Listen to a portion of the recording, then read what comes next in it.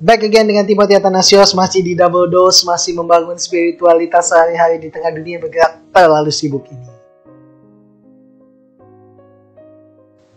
Tanggal 21 Oktober dan hari ini firman Tuhan saya ambil dari Lukas pasal 10 ayat yang ke-27.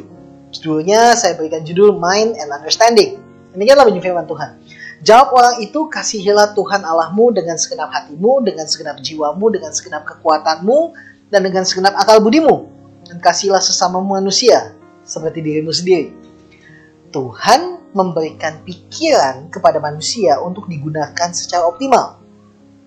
Pikiran harus dipersembahkan kepada Tuhan, digunakan sebagai radar untuk mendeteksi Tuhan yang membuat kita terkoneksi dengan Tuhan.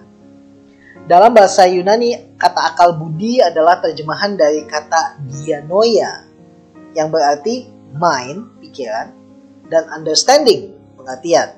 Singkatnya, Tuhan memberikan kita pikiran untuk memahaminya.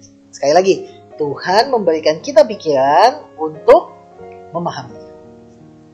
Mind and understanding. Tidak sedikit orang Kristen yang tidak cerdas secara spiritual. Mereka tidak mengaktifkan pikiran untuk memahami firman Tuhan dengan kesungguhan.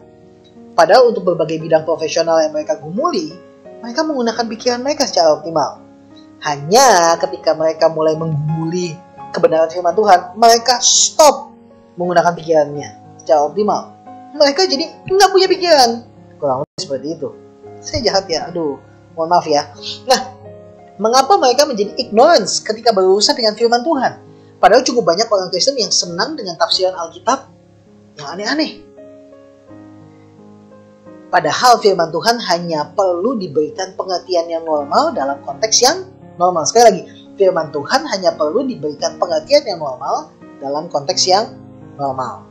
Data dan fenomena Alkitab harus dipahami sesuai dengan data dan fenomena ketika tulisan itu ditulis. Bukan untuk menafsirkan data dan fenomena itu dari sudut pandang abad 21. Itu keliru. Jadi kalau seseorang bisa mengaktifkan pikiran untuk menguasai bidang-bidang kehidupan dan ilmu pengetahuan, mengapa tidak digunakan pikiran mereka secara optimal untuk mempelajari firman Tuhan? Saya suka kata Paul Washer. Saya mempelajari Alkitab bukan untuk menjadi lebih pintar dibandingkan dengan orang yang di sebelah saya, melainkan agar saya dapat menyaksikan kemuliaan Allah. Sekali lagi, kita belajar Alkitab bukan agar kita lebih pintar dari dia, tapi agar kita bisa menyaksikan kemuliaan Allah. Mari pelajari Alkitab kita, mari gunakan pikiran kita secara optimal. Use your mind to understand Him. I pray for you guys. Ambah mulia dalam Gusti.